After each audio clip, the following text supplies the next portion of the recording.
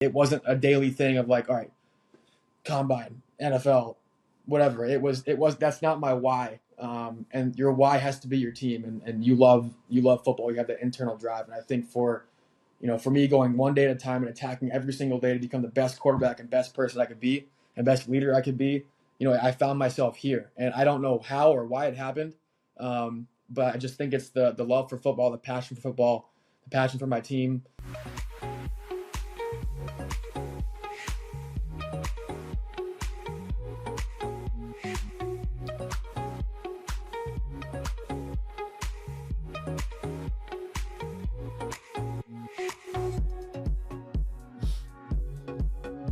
Welcome back, or welcome to Y Option. I am your host, Yogi Roth, joined by Jim Thornby, and today we have a very special guest. We are in the off season, and if you're looking for any type of content when it comes to college football this off season, just go to yoption.com. Better yet, when you get there, punch in your email and it will go directly to your inbox. And it's been a really fun offseason writing articles. Just got to write about my dear friend who's literally on TV as we're recording this, Guy Haberman, about his broadcasting career, one that I think will inspire you this March, let alone other stories or other guests. Recently, we had Todd Blackledge on, the lead voice at NBC, Saturday night in the Big Ten. He has been all over college football for over 30 years as a broadcaster, an elite player, won a national championship as a player, as a quarterback at Penn State, so on and so forth. So if you want a place to go, we got it for you.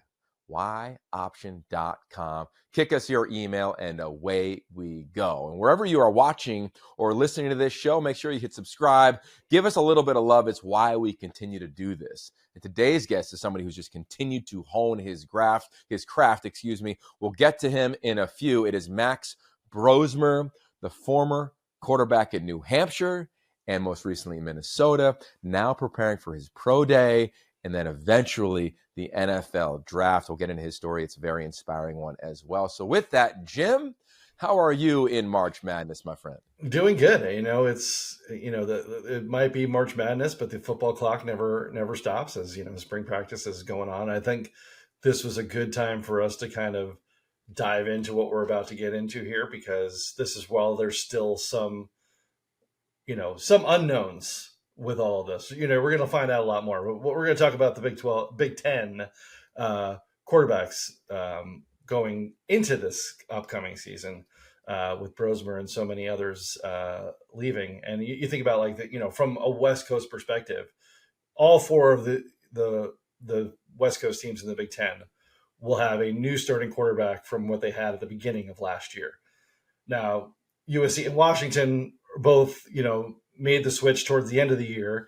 And those guys should, have the leg up this year. But there's going to be a lot of new faces for A, those four teams, and B, for all their opponents that they're going to play in the 2025 season. It's kind of amazing. Like, you're preparing, and Jim and I did a ton of prep for this one. So if you're a quarterback fan, this show is for you. Obviously, the conversation with Max, but in addition, a deep dive into Big Ten quarterbacks in advance of spring ball, and some have already begun spring practice. But as I started thinking about it, Jim, I'm like, this isn't just for the fans of the Big Ten, because some of these quarterbacks we will reference today, a year from now, maybe even a month from now, might be on your favorite team in the Big 12, in the Pac-12, in the ACC, you name it.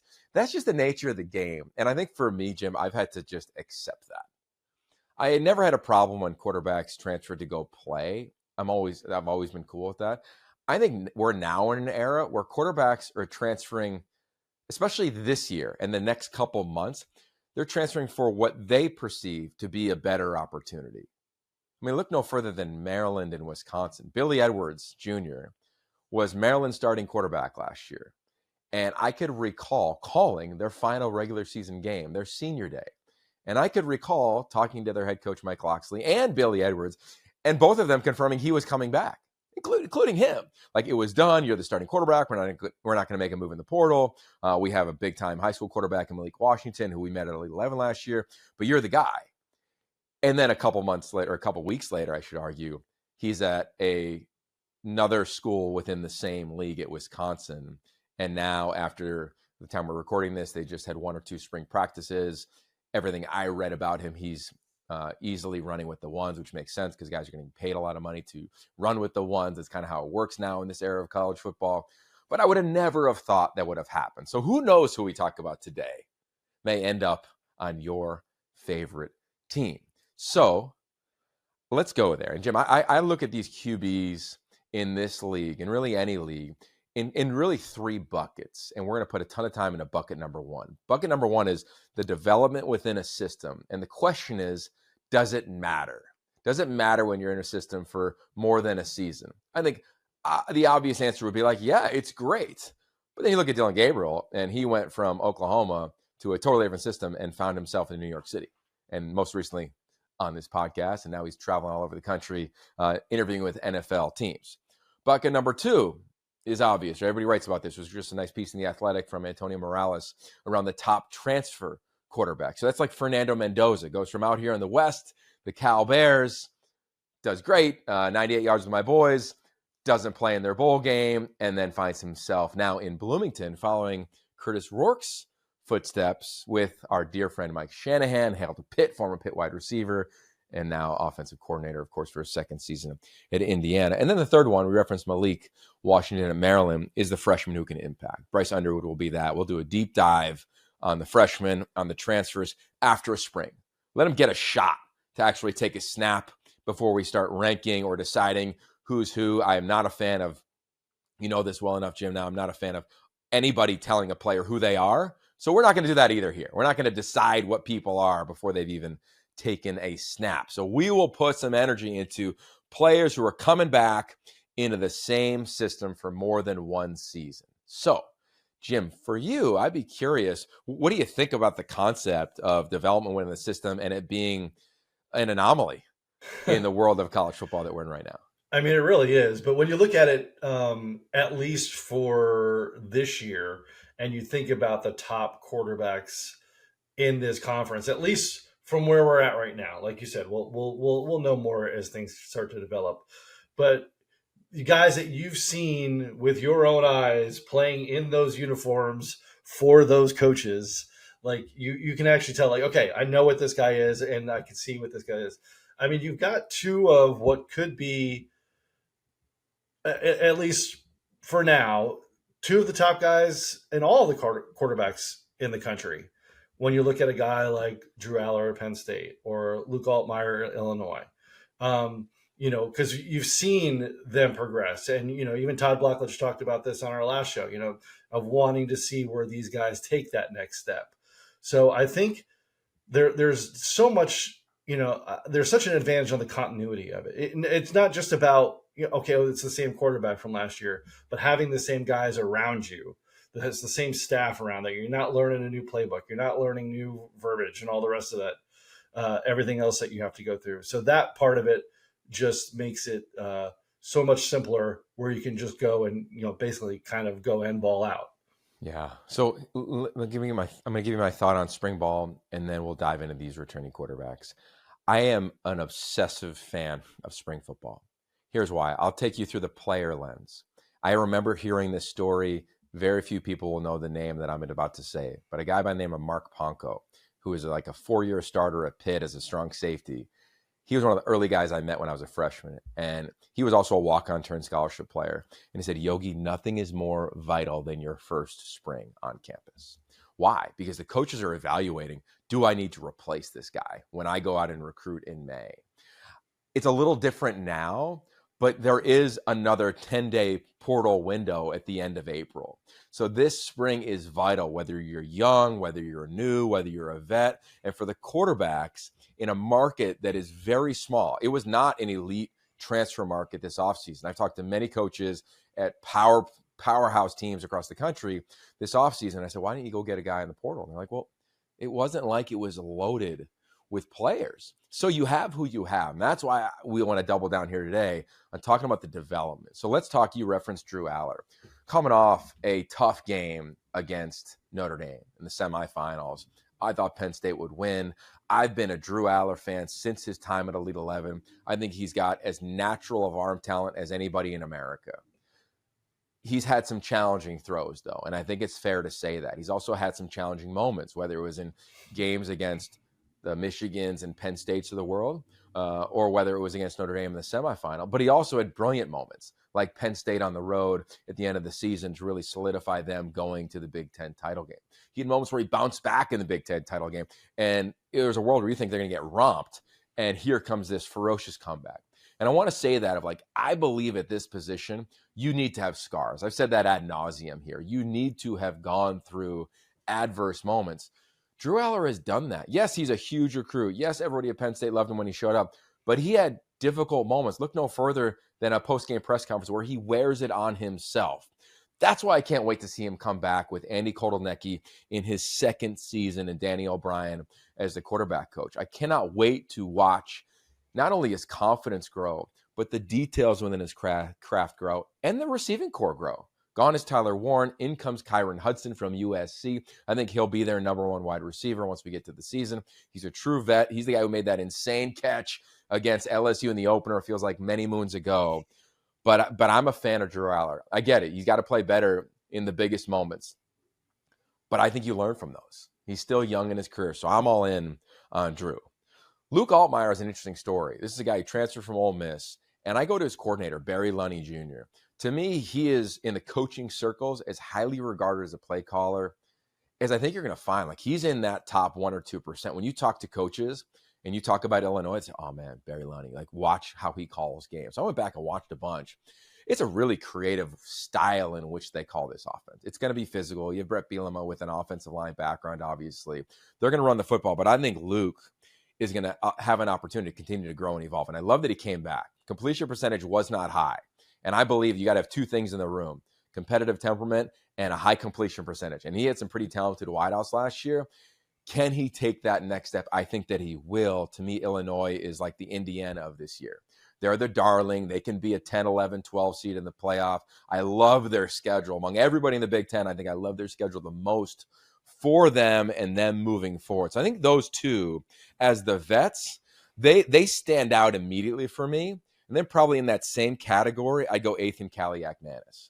Coming back to Rutgers, not going to impress you in shorts and a T-shirt necessarily. Probably won't even impress you dramatically on the field unless you really study him. And that's what I love doing, because I think he has the trait that we've talked about many times that I learned from David Shaw on the show, which is discernment. Knowing where the ball needs to go is equally as important as putting it in the right location in terms of a spot throw. And then as you double click on him, 26 drops on the season from Rutgers wideouts or skill players last year. 26. Nebraska had 7. Penn State had 20. So can they clean that up at wide receiver? His completion percentage was down, but put context around it. I'm looking forward to watching him under Kirk Ciarrocca in another season. Remember, he was a transfer from Minnesota last year, had that first full season, and now he gets another spring, and away Rutgers goes. They were the sexy pick last year. They won't be that this year, but don't be shocked if Greg Schiano gets that program growing again. So I'll take a pause there. But those are my 3 guys at the top in terms of like real veterans within a system, age-wise, class-wise, and I think the opportunity they have to impact this coming year. Yeah, 2 quick funny things on that. I mean, one, if Kaliak-Manis doesn't transfer from Minnesota, are we even talking to Max Brosmer today? Like, right. So what happens in that respect? Because that's his transfer there is what opened up that spot for this transfer. So who knows? And on a similar note, like, who knows what was real at the time, but Drew Aller kind of said, yeah, I'll be back next year. But then heading into that Notre Dame game, there was a lot of like smoke around. Who knows? Maybe if he has a good, if he plays really well, that maybe he changes his mind and puts his name in the draft because his stock would raise up enough. But to your point, and I think even thinking back to like when we had Mark Sanchez on and, with, dealing with that adversity, how does he deal with that stuff? Him coming back this year, he could catapult himself well above where he would have been with just having a good game against Notre Dame to put himself in that draft scenario. So that, I think that's going to be really interesting this year. Hopefully he doesn't try and wear that every game, that expectation like, oh, I need to do this to up my draft stock. But I think he's going to be a really interesting one to watch because of that. Yeah, I think in history, you would often see a guy like Drew leave after last year. Because, age-wise, eligibility-wise, or like, hey, I just been through a ton here. Let me just kind of move on. And you're not. And part of that is the era we're in now with, of course, guys getting paid. But I think also way bigger than that, it's what he's returning to. I mean, Andy Kotelnicki is so impressive. You would love him, Jim. I mean, he's like a D3 coach and who's just skyrocketed, right? It was Buffalo, Kansas, now Penn State. I mean, he's a guy's guy in terms of you could just connect with him. He's as easy of a communicator as there is. James Franklin, same deal. I've known Coach Franklin for over a decade now as a Pennsylvania guy. Shout out to East Stroudsburg, I believe, is where he went, which is always fun. So I'm excited for them, and I love their room. And think of all the rooms in the Big Ten right now. It's intriguing. Yeah, Drew, you lost Bo Prabula to Missouri, to your point. Drew says he's coming back. I mean, a ton was made about this around the playoff. Bo didn't play in the playoffs, sadly, because the NCAA is just whack in terms of the rules and regulations and around the calendar on this. He has to leave. This guy had an impact on every game. And you're right. Like, you're thinking, like, okay, if Drew balls, is he going to dip? Well, they've got Ethan Grunkmeyer. They have Jackson Smolik, two Elite 11 alums, who I'm a huge fan of. Jackson finally going to get healthy. Like, I like the room there, and it's just a healthy environment. And I don't think, to your question of like, will he carry and harbor the burden of I got to play perfect every week? I think when you go through stuff, like especially what he's gone through on the stage and at that program, I think you actually get a case of like, all right, man, like now my shoulders can really drop. Like, I don't have to worry about living up to anybody else's expectations. And I think from going through what he did on such a big stage, we all thought they were going to the Natty. Like Penn State, Notre Dame, I'm picking Penn State again today if they have to play. And they didn't meet the moment, and Notre Dame did, and the style of play, and we all recall like what their quarterback Riley Leonard did, etc. So that's Penn State, though. That's Drew Aller. The next tier for me, I think, is a really interesting one. So I'm going to go Aiden Childs and Dylan Raiola. Dylan Raiola, as big of a quarterback recruit as there's ever been in recent history at Nebraska. Uncle coaches there. Dad was an all-everything, turned NFL player there. Matt Rule is there. They also did something that we don't see. I don't know if I've ever seen this. I have to rack my mind, Jim. Maybe something will jump for you. But last season, we called the UCLA-Nebraska game. UCLA beats Nebraska on the road. And the next week, Marcus Satterfield is no longer the primary play caller. And in comes like a blast from the past, and Dana Holgorsen, and now he's the full-time offensive coordinator. Glenn Thomas is the quarterback coach. You know Glenn for a long time. He was ASU OC back in the day. He was with the Steelers, been in the NFL. I mean, I'm a huge fan of him.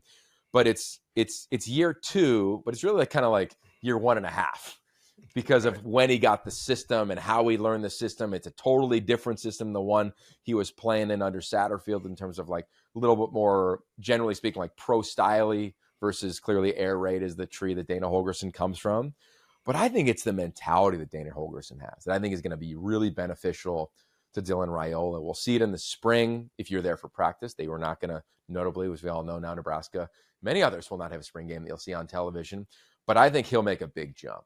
And I think the edge of the air raid is what is often misconstrued. We all think the air raid is a scheme, and I've done deep studies on this. It's I did a podcast with Ted Robinson a long time ago. It's on our YouTube channel here, like The Art of the Air Raid. It's not a scheme. It's a philosophy. It's a mentality. You have to have a gravitas, confidence, dare I say arrogance about you as a play caller and a quarterback, right? You're not a coverage scientist. You're feeling it and you're ripping it. I can't wait to watch Dylan do that this season. I bet he cleans up his mechanics a little bit. And I think we all have to accept that he was a freshman. And freshmen have to navigate just being freshmen. Yeah, he balled out early on in a couple games and then struggled for a lot of games and then found great success at the end of the season. And that's what it is at that position, folks, especially as a first-year player. So now under Dana Holgorsen, I cannot wait to watch him. And then here's Aiden Childs. We all know him on the West Coast, right? He went to Oregon State. Got a little bit of PT behind DJ Uiagalelei. Jonathan Smith leaves to be the head coach of Michigan State, as does Brian Lindgren. Here comes Aiden Childs, and we think he's got a chance to be one of the best quarterbacks in the league last year. And he just kept turning it over. And I go back to that first-year starter thing. it's just your first time. And I think that he wore the weight of, that team or his expectations. I look forward to that, like, kind of balloon being punctured a little bit, Jim, and him coming back and playing clean, efficient football. We would see it in spurts. We just never really saw it in totality. We know John Boyer, who's the quarterback coach, and Brian Lindgren and Jonathan Smith really well. He's going to play really efficient football. I just believe it. I really do here in his second season as a true starter. He's going to have to, because the pressure there can get cranked up pretty good. But I think he's got the pieces around him to allow him to have a lot of success as a returning starter in the same system. Third year in the system as well. This isn't just second year or a year and a half like Dylan Raiola is. This is third year in the system for him. He needs to showcase mastery around it. I think that he will. Yeah, and he was the one that, and I'm not putting this on him, but he was the one that would really, I think, took a lot of the brunt of leaving Corvallis.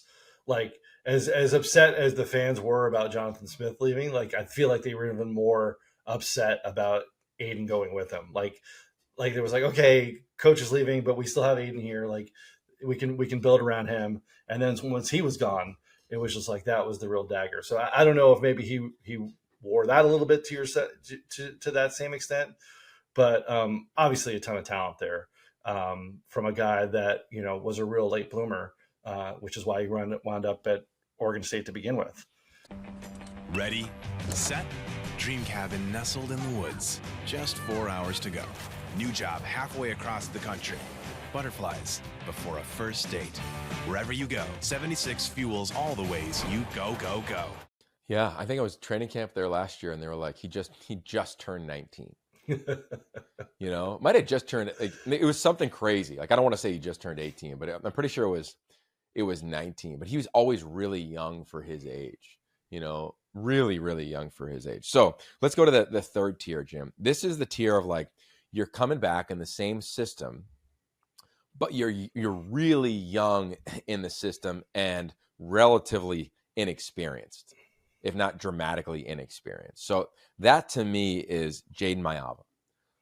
I just think of Kaluka every time I see Jaden. I saw him at the pro day earlier this week at USC, which was fun to be there, even in the rain. I feel like there's a thing in LA, Jim, it always has to rain on USC's pro days. So whatever, it was fun. But Jaden, he comes on back, right? To your earlier point, he overtook the starting job from Miller Moss late in the season. He had moments where I thought he was so vulnerable. I think it was the Nebraska game, post-game. It's a great interview clip. And he talks post-game to the sideline reporter. I forget who it was. Excuse me. And he goes, sometimes I harbor plays. Sometimes I try to make up for a past mistake with one throw, and I have to be better there. And I just love that, because that is every quarterback in the history of mankind. Every quarterback ever been around has struggled flushing a play, right? Flush it, move on to the next one. Throw a pick six, can I move on to the next one, right? Throw a third down, potential completion, drive continuation play, flush it, can you move on? Most quarterbacks struggle there. Jaden admittingly did last year, but he found this ability to be resilient. Look no further than their bowl game against against A&M. It was huge, much like Miller Moss's game against Louisville the previous year and their bowl game. So I'm looking forward to getting over there in spring practice. They start up next week on spring break right now as you're watching this episode. So looking forward to him. He's clearly the guy there. And just want to put this out there. Last year in training camp, there were rumblings he was making a move on the job.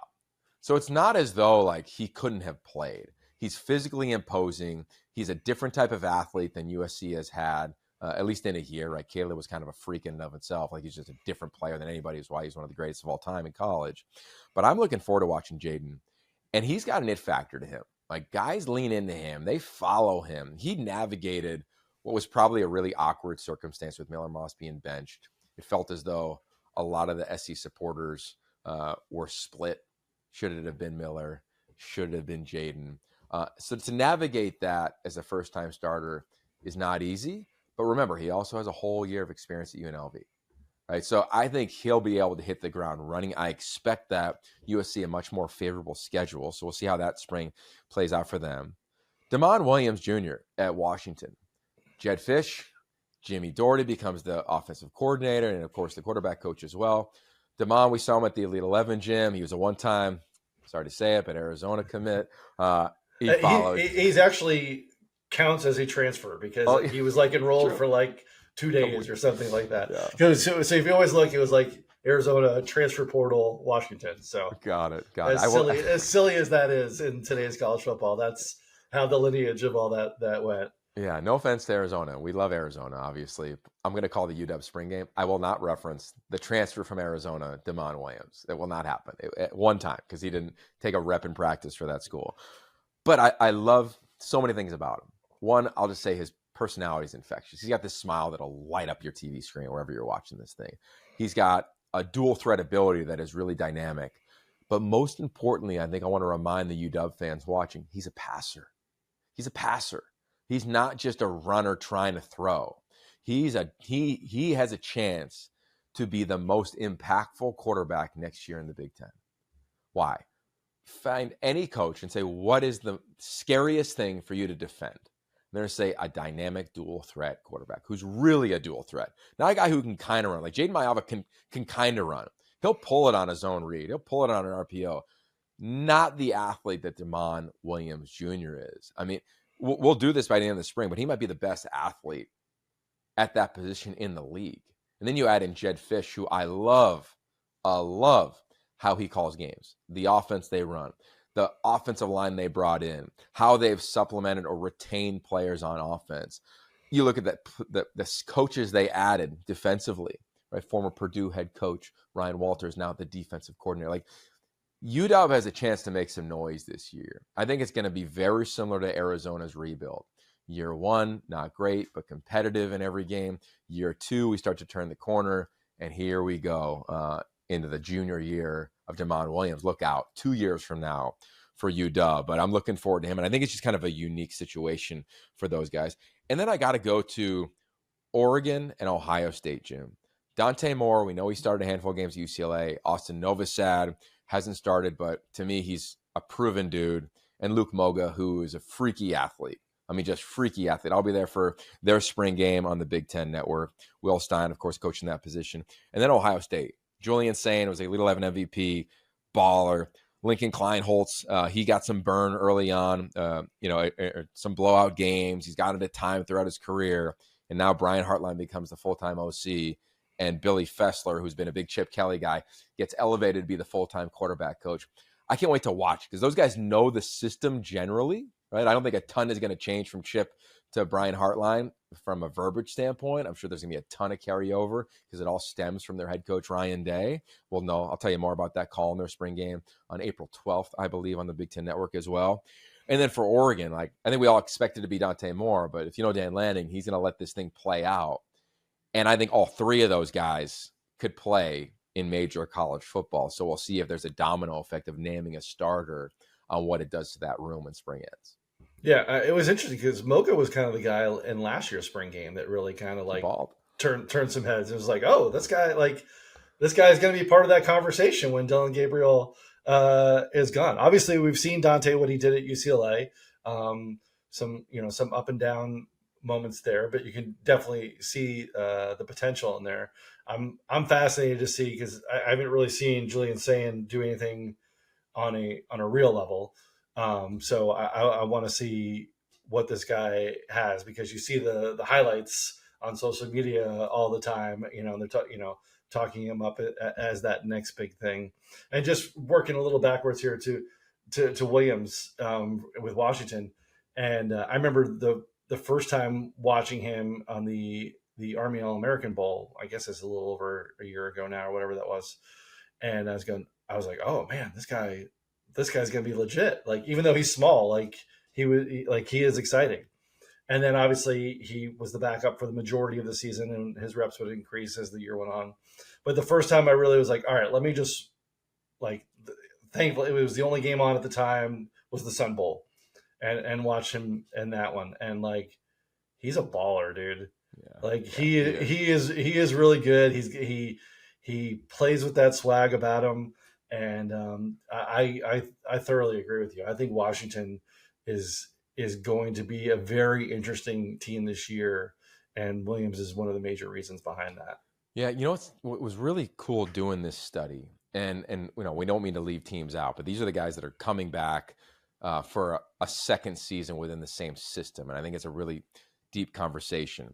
There will be this year's version of Max Brosmer, who we're about to talk to here in a few moments. It might be at Iowa, it might be at Michigan, it might be like I'm talking about, it might be at USC. Who knows? Sam Heward, he transfers in from Utah. Like, who knows what'll eventually happen based on injury, health, competitive temperament, etc. But I think overall, the biggest takeaway I had from diving into this is that the Big Ten with 18 teams, it's such a challenging league. Like, and I get it. Like, Kalen DeBoer and Lane Kiffin and Steve Sarkisian say the same deal in the SEC. And so would our dear friend Kenny Dillingham and Marcus Arroyo and Brent Brennan and Kyle Whittingham about the Big 12. And I'm sure Mario Cristobal and Pat Narduzzi and Justin Wilcox would say the same thing. Troy Taylor on the ACC. I just think as these conferences have grown, you really don't get a breather. And I think specifically for the Big Ten and I'd say the SEC, like they've separated. Like, I don't think you can ignore that, at least financially, right? They've separated from the other leagues. They're driving the conversation. What at the quarterback position? I think it'll just continue to improve. Like, when I look back on my first year calling games in this league, two of the biggest takeaways were, one, limited possessions. I think we called 7 or 8 games, Jim, where there was 1 possession per team in the first quarter. I'm used to like 4. Like, that had never happened. Very rarely happened calling games out west in 16 previous seasons. That was takeaway 1. Takeaway 2 is the quarterback play was average. Like, it wasn't premier. Like, the best quarterbacks, at least through the first part of the season, were all on the West Coast. And I believe that, like, the quarterback rooms on the West Coast, the backups, would have started a lot of schools in the Big Ten. And to your earlier point, some did. Like, some did, right? Whether it was at USC or whether it was Washington. And I think the same would be said about Oregon and Justin Martin, the one time who started a little. Yeah, now he's at Maryland. So I think that as the league grows and as the strength of the league continues to grow and or separate, whether it's financially, spots in the playoff, however, like, there's a lot of takes on that. I get it. I think the quarterback position in the Big Ten over the course of the next 3 years is going to be the best it's ever been. I don't think we've ever said, look at the Big Ten quarterbacks, and that's their year. Like, the SEC had an era where that was it. The Big Ten's always had 1 or 2, right? CJ Stroud jumps to mind for me. But now I think with these 4 schools on the West, the way the portal has grown, you look at Julian coming from San Diego, Carlsbad, to Alabama. He did the DeMond Williams there for a minute, and then at Ohio State and Columbus. Like, it's just going to keep growing and getting better. And I love that. And I also love room for the unexpected. So, which is a great pivot for our guest today, Max Brosmer. I think to the country, maybe his performance last year was a little unexpected. To those in the room that mattered, PJ Fleck, offensive coordinator Greg Harbaugh, and Max himself, the standard, I bet, was met. He transferred in as being one of the top players at the FCS level at New Hampshire. He transferred in Minnesota, one of the first guys, if not the first quarterback, to commit a year and some change ago when the portal really opened up. PJ Fleck had his guy, and he felt as though he had a guy that could really process. Well, now we're netting out with his pro day only days away and the draft a month and some change away. Max Brosmer's acumen, his ability to process, the tape don't lie, continues to show that he is a real capable guy to find a spot in the NFL. And I think he's a guy that will have a roster spot. I just think he'll just make that room right. And we think his journey is so inspiring. So as always, every one of our conversations is brought to you by our founding partner, 76, keeping you in the know on the go, go, go. And for all the quarterbacks watching, whether you're at the Elite 11 Regional this past weekend in LA, or you're aspiring to one day play in the Big Ten or major college football, this conversation is going to be one you want to just bookmark and watch and watch and watch again, because Max Brosmer believed in himself. And I don't think he was about proving other people wrong. He was really about proving himself right. He's done that in spades, called a couple of his games this past fall, and really excited to be joined by him right now. As mentioned, here he is, Max Brosmer, former Minnesota Golden Gopher. You'll always be a Minnesota Golden Gopher. Row the boat, baby.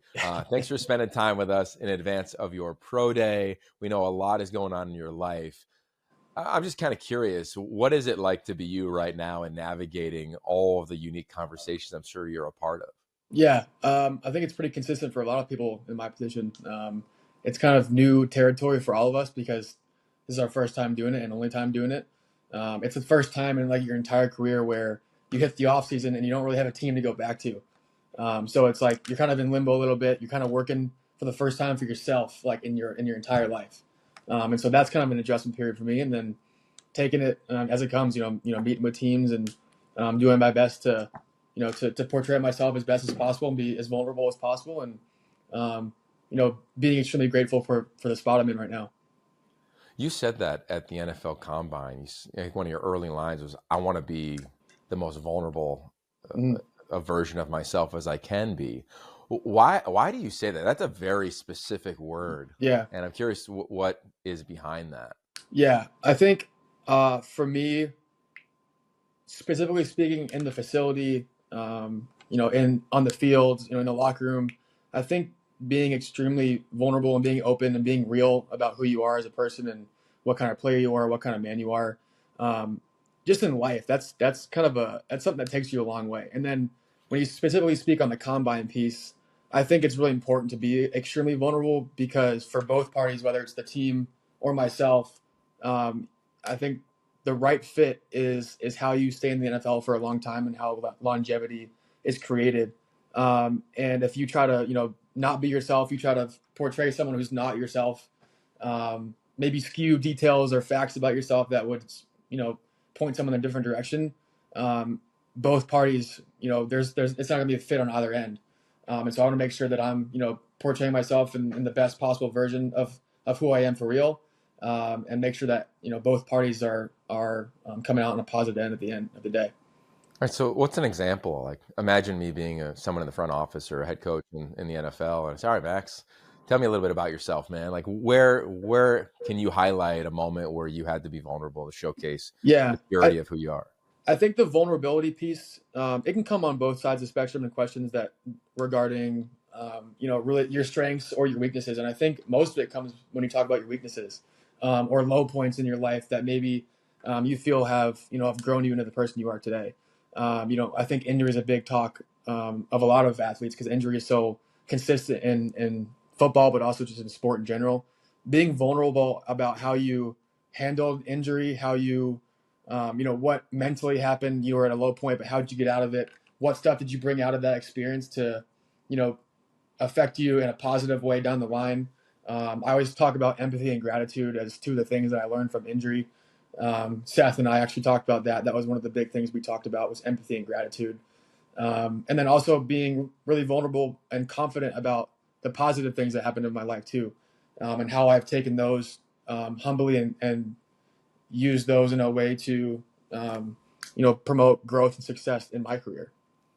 Seth, as he references, Seth Mikowski, he's mindset coach. He utilizes chess as the modality to help so many athletes, specifically quarterbacks. He helps my son. He's a flag football quarterback, so shout out to Seth. But how has chess? I feel like is vogue now. Like everybody plays there. We just saw somebody, who was it? Saw a quarterback talking about it. They just went to the Eagles. Yeah, right? DTR. Dorian Thompson-Robinson. He's talking about in his opening press conference, like how he and Jalen Hurts played chess together under the guidance of Seth. How has that become not just something to do as a hobby, but as a tool for you to perfect the craft of quarterback? Yeah, I think you had kind of both sides there. Number one, I love playing chess as a hobby in general. I think just playing on my phone whenever I can, so a ton of fun. But chess started for me with Seth as a way, he was introducing it as a way to, teach life skills and teach, mental flexibility and mental efficiency. And that's kind of, what I've applied those lessons to in football and as a quarterback and as a human outside of football too. Like as a man in society, I think it's really important for me to be, become the best man I can be. And that's, being truthful to yourself at all times in your life. We always talk about making moves and like your truth is what you believe at the moment is right in that moment. And just sticking with your gut and being decisive. And when you go to quarterbacking, it's the same exact thing. You're decisive and efficient in everything you do, every piece of preparation, everything you do with your teammates as a leader, and then on the field on Saturdays, now Sundays, Thursdays, and Mondays now. And so that's something I'll continue to carry with me, apart from just the hobby piece of playing. And Seth as a person, as a man, is an absolutely incredible dude. Like, I just talked to him on a regular. He stopped down in Atlanta like 2 weeks ago, and he's just a good guy to have in your corner. Yeah, he's a special man. He Yeah. provided some photos to us of you playing chess with guys like Justin Fields and company when you were coming up in high school. And I love what you said about how much gratitude you have for him. I'm curious when you talk about your work ethic, because that's what stood out. I called 2 year games this past year, wins against USC and UCLA, both in dramatic fashion, right? Good juju. Fourth down. I mean, just huge moments where you made plays, one at home and one in, of course, the historic Rose Bowl. But what I gleaned from PJ Fleck and Greg Harbaugh, who I'm just giant fans of as men and as coaches, was your work ethic. Every quarterback's going to work hard, but the day before every game, you're drawing every single play. Call it 60, 70 plays you carry into a game, from formation to motion versus various looks. Like, what can you unearth about your work ethic with some detail that somebody's going to get if you find your way onto their roster in the NFL? Yeah, I would say it definitely was.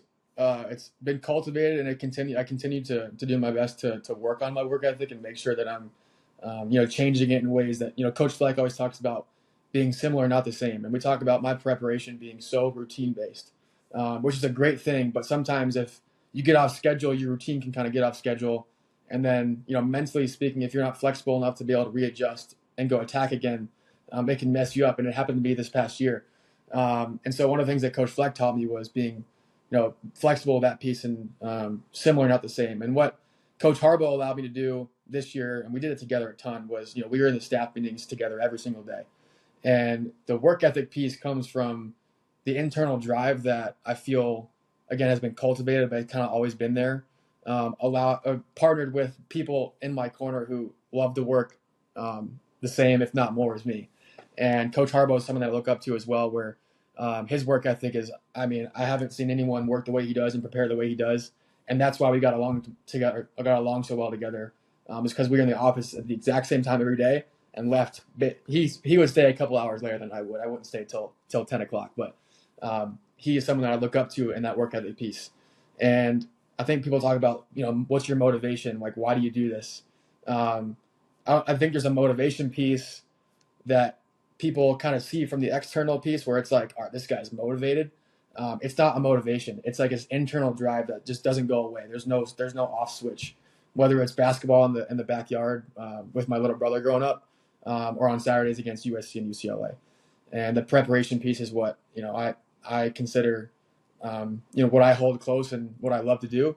And that's why I think we had success this year on the field. Yeah, I learned this phrase early on in coaching when I was working for Pete Carroll back in the day, which is your preparation will set you free. Mm-hmm. And I believe in that. I'm curious for you, can you detail what it was like to play and prepare for a game with PJ Fleck and Coach Harbaugh? Yeah, so one of the things, starting with Coach Fleck, one of the things that was different and unique, but that I loved was, earlier in that year, last year, I would go into his office and we would just do situations together. He'd put up on his big screen of like a random situation and like a random college game last year. And he'd be like, all right, what are you doing right here? You're the head coach. And he doesn't tell me anything. You have to look at the screen, see the quarter, see the situation, see the time left, the position on the field. And I would say something, be like, nope, you're wrong. And I'd go back to it and I'd go over 3 more times, like, all right, that's better. And so training situationally off the field is really important. That's what Coach Fleck is really good at, is situation and also leadership too. The leadership piece is something we can talk about later. But with Coach Harbaugh, one of the things that makes him special preparation-wise is he sees things on the tape, like the smallest minute detail that will tip an entire defense. Like we talk about the cover zero package against Penn State this past year. He was there every single night until like 11 o'clock. He called me over at like 10:30 or something when I was in bed. He's like, yo, come back. We got to watch this together real quick. So I scooted over there and then watched it with him, and we found the tells to cover zero stuff. And like, that's how much he's dedicated to the game, but also to his team and his players. And the preparation piece of that, preparing with them, it couldn't have been any better for me. I love doing it. And so again, doing it with people who love doing it as well, it makes it 10 times more fun. And then when you get the success on the field with it, that's like the best feeling in the entire world. I love it. The scootering over at 10:30 p.m. in Yeah. November, in Yeah. late November in Yeah. Minneapolis, Yeah. is not for everybody, man. Yeah. We had this. I had drew this entire board up of like all the cover zero stuff that Penn State had on third down, and it was like, all right, Coach Harbaugh provided this to me. I just got to memorize it, make sure I see it on film the same way, and it ended up coming up against them, a few times on third down, where you could check out of things because it wasn't cover zero. Yeah. It was interesting. I was reading your draft profile at NFL.com, and to your earlier point, there was strengths, there was weaknesses, but nothing in there says intangibles necessarily. You reference the leadership traits that you learned from PJ Fleck. You must have had some innately as well. How do you discern that part of your game? How is that a differentiator for you if you're going to go into an NFL team? You're not going to be asked to be the day one starter, but you're still going to have to lead at that position. Yeah. How would you describe the traits that you have around that word? Yeah. So I would consider myself an introvert, although I'm extroverted when it comes to it. I think the introversion piece comes from getting your energy when, you're out in the facility, out in the field, out in the locker room the entire day, and you get home for the last 2 hours and you just recharge. And I think that's why I consider myself an introvert. But the piece of what I believe about leadership is that it's extremely dynamic and not static. And in fact, that in the way that you lead people different ways on a daily basis, and you have a locker room, a melting pot of 100 different people from 100 different areas of the country. And that's the part of playing quarterback that sometimes gets missed a little bit. You see the big 60-yard post throws that people are completing on game day, and the big fade balls, or the 30-yard scramble for a touchdown. Like that plays. A lot of that is the leadership and the work ethic that goes up to the game day, but the leadership piece is one of the most fun part about playing quarterback. Leading with people who also have the same mindset or see a different perspective is really cool for me as well. But I think the piece where you understand, like I said, empathy and gratitude is what holds a locker room together. We talk about gratefulness being the glue, and providing perspective from where you're from, and being understanding and listening to people. And then also commanding when it's your time. And the best leaders can be led the same way. And if, as a quarterback coming into a new locker room in the NFL, who's been starting his entire life, like from freshman year of college, I'm excited for that challenge. Like I think it's a really cool opportunity and cool moment for me to learn what it's like leading as a rookie, and then eventually applying that later in my life and my career. Hopefully when I'm a vet, seeing rookie quarterbacks come in and maybe showing them the ropes too, and being that mentor, which I love being. Yeah, and you had a version of that last year, right? Yeah. Like you had to jump right into this new thing and get to know guys. I want to go all the way back though. I think it's amazing. We go to 2019, same class as Bo Nix, Jaden Daniels. You're as you recall, a 2-star recruit coming out of Georgia. It's not like you were out of like the middle of nowhere, right? You were out of Idaho, right? Where you're at a hotbed. And clearly evaluators didn't have you as high as some other players. Right. Did you think in 2019 that you'd find yourself preparing one day, maybe it would be 3 years or 4 years, probably not 6 years later, for an NFL combine and a pro day? Like, was that in your vision board if you go back to you as an 18-year-old? If you're speaking specifically on my vision board, like what Seth makes, no, it was not. We talk about vision boards. Even in your own mind's eye. Yeah, I would say you have the end goal, depending on where you're at in your career. But the end goal is to have a long career in the NFL, right? That's like the far away goal when you're a freshman in college. And I had been recruited kind of by some larger schools in junior and senior year, Power 5 schools at the time, where they're like, hey, you should graduate early and come to our school. And I'm like, okay, cool. And so we haven't had an offer yet, but these schools are like, all right, we're interested. Want you to graduate early. Those schools fell off, and New Hampshire kind of became, the school that was right in front of me that wanted me, even after injury, which was great. And that goal kind of becomes a little smaller now, because at the end it's harder to go from the FCS to the NFL, but all you can do is take it one day at a time. And with keeping that goal kind of in the sight of where your direction is. And for me, it wasn't a daily thing of like, all right, combine, NFL, whatever. That's not my why. And your why has to be your team, and you love football. You have that internal drive, and I think for me going one day at a time and attacking every single day to become the best quarterback and best person I could be and best leader I could be, I found myself here, and I don't know how or why it happened, but I just think it's the love for football, the passion for football, the passion for my team, and I've had some great people and great coaches along the way, some great teams, and sometimes you get lucky too. And I think there's a piece of it that's timing that you can't control. All you can control is how you respond to what happens externally, and then move forward. Yeah. Do you think that you had? I mean, revisionist history is amazing. Like you look back on year one at New Hampshire, or even 2 years ago when you're one of the best players at that level in the country. Do you think you'd be saying the things you're saying if we went back and talked then? Or is this like the perspective of you that you're having right now? And I say that of like, if I'm, I was a version of you, right? I was a walk-on who then got a scholarship at Pitt. Sure. So version of that was early on trying to prove everybody wrong. I wish somebody told me, dude, stop, go prove yourself right. For you early on, did you have that chip to prove people who didn't offer you wrong? Or were you really, as you referenced, just committed to the daily moment that you were in? I think it's some people are driven by people who doubt them, and I never really bought into it. For me, it was always a one day at a time thing for me, and just the growth thing is what we talked about at Minnesota. Attacking one day with a 1-0 mentality, and that was like my entire career. And whether that was what I defined it as a freshman or not, that's just kind of how I am and who I am today. I would say if you went back to like interviews from me as a freshman, maybe you would hear the same kind of way of speaking, the same mindset, but the perspective is built over time. And for me to have the perspective now, looking back, like I would tell myself to chill out as a freshman, like you're freaking out about everything, you're good, like just keep working and keep working. And like you said, like you look back and you would tell yourself to stop trying to prove people wrong and just prove yourself right.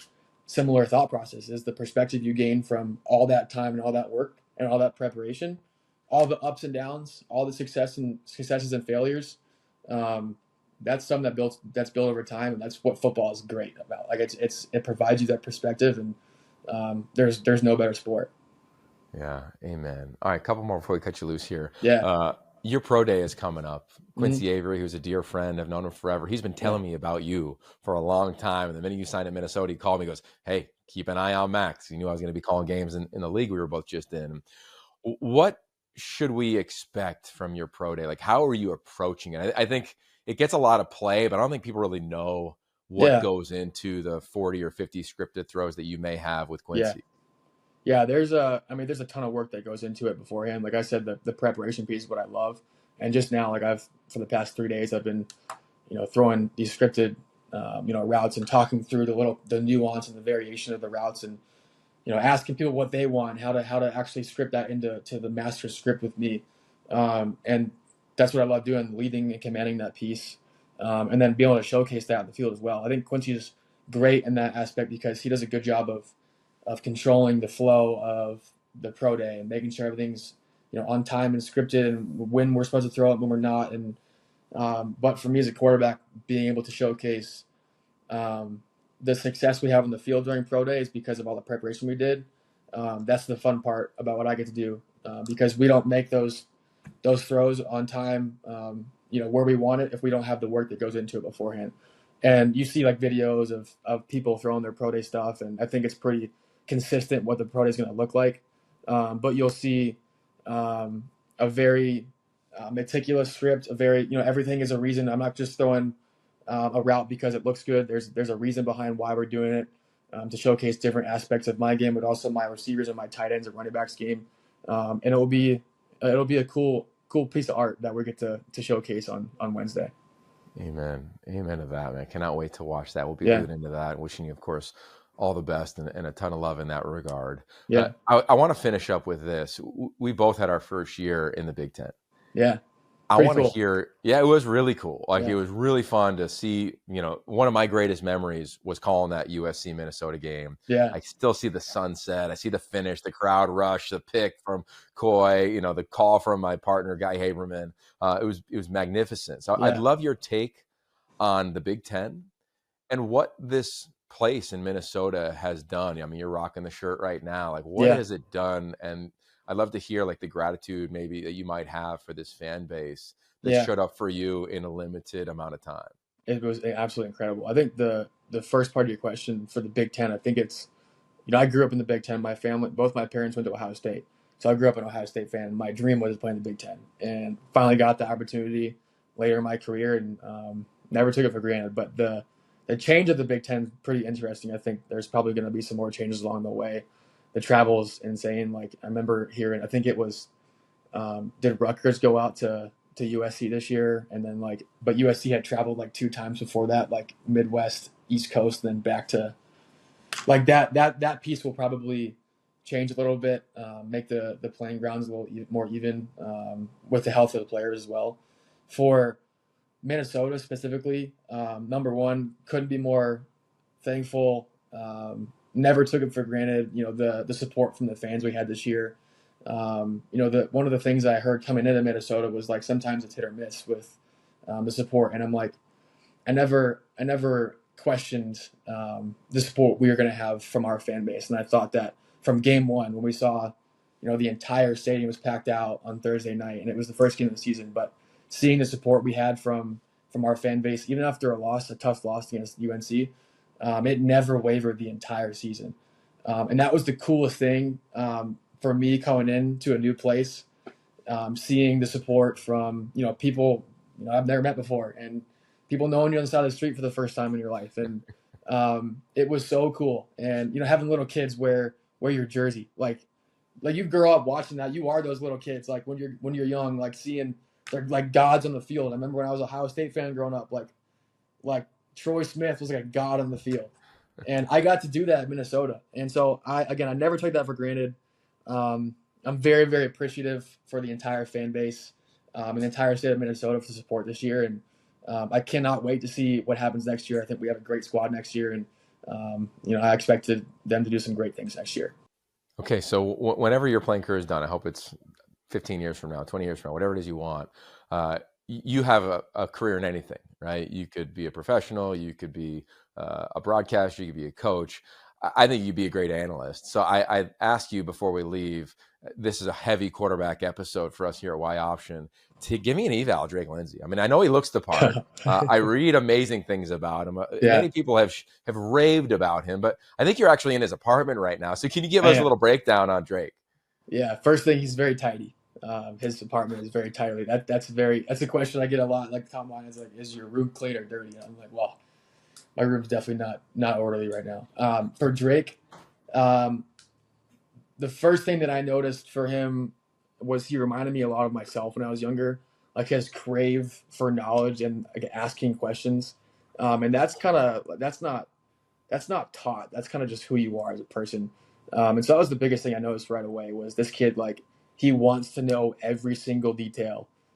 He's asking me he may not even think I'm that good coming from New Hampshire, but he's asking me every single little detail about different concepts and stuff that I ran in New Hampshire and stuff that we're doing in Minnesota, like as from a perspective of my own. Like he wants to know everything.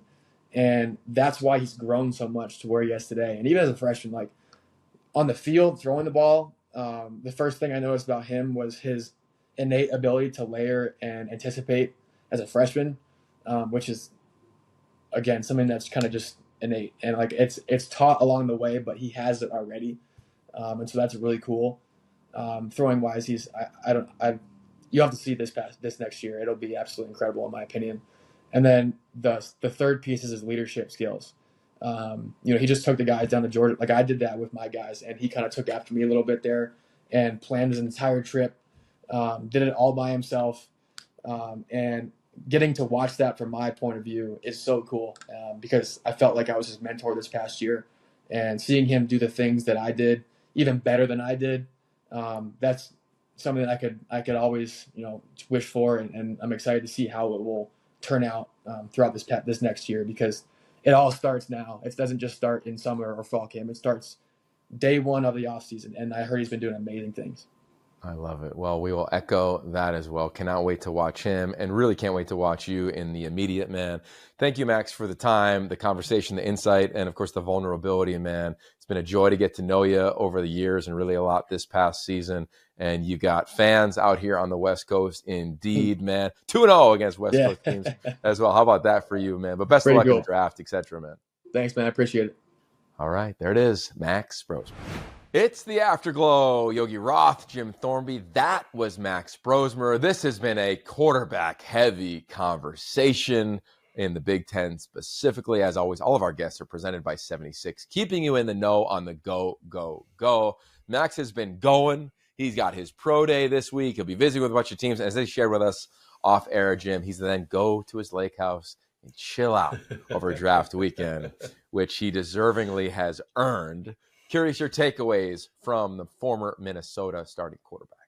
Well, it's funny you talked about like whenever his career on the playing field is over, and I don't know what it was about it, but like I'm thinking back to again our Mark Sanchez conversation from a few weeks ago, and this dude's ability to just like put all this stuff together is, to me, sounds a lot like how Mark Sanchez described Kevin O'Connell. Well said.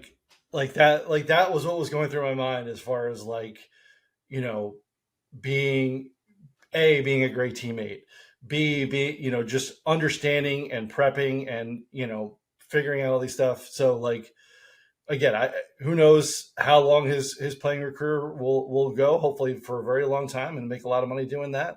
But he seems like not only would he be someone who'd be good doing the TV side of things, but could really be an incredible football coach. Oh, yeah. I mean, I see that in his future, if that's what he desires to do. I mean, you look at Greg Harbaugh, he is tracking, and he loves where he's at. He's thriving in the Big Ten in Minnesota.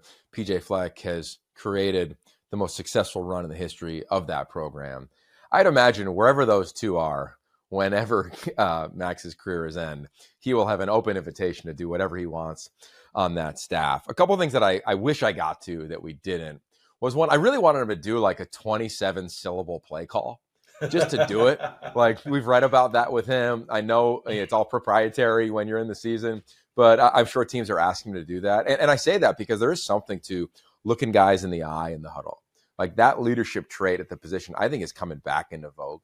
Like we were always about spread and up tempo, and the leadership thing just kind of disappeared, right? We're around Elite 11 quarterbacks all the time, and some guys struggle looking you in the eye and shaking your hand and spitting out a play in front of you versus, you know, a couple words and away you go. Max has honed that other side of it. So I wanted to have some fun with him and ask him that. I wish I did. A couple of fun facts is that it's been a while since Minnesota has had a quarterback drafted. Will he be that guy? I don't know. You know, we'll see how this quarterback draft plays out. It's not what it was, you know, last year's in the draft. So I think there's some room for guys like Max in the latter part of the draft.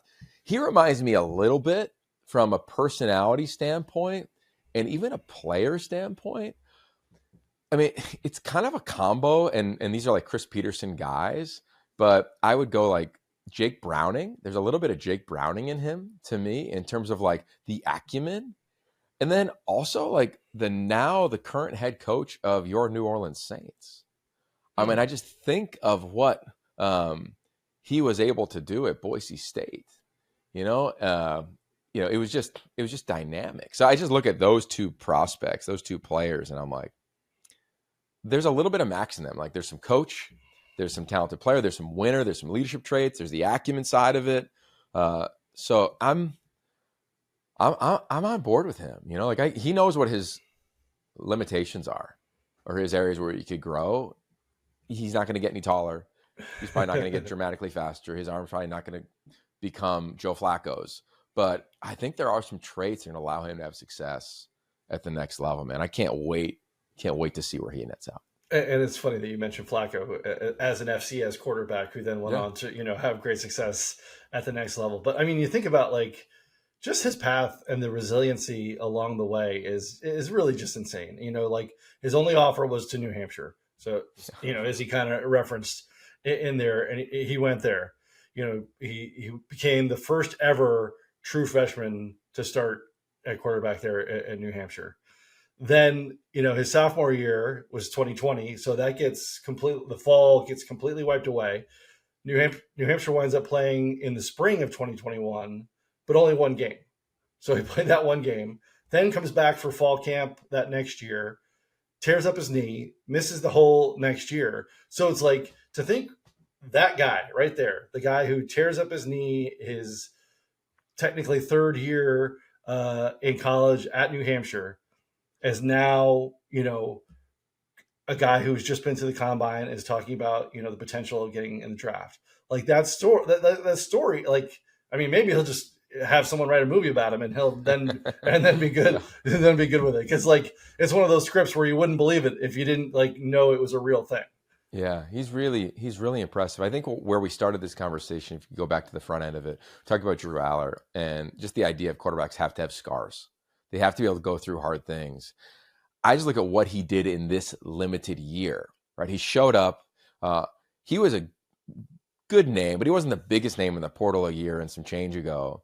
And he goes there under immense pressure. PJ Fleck praises him dramatically. And then they come out opening night on a Thursday against North Carolina, as he referenced, and they struggle. Pass game wasn't great. They lose the game, and you're thinking, oh.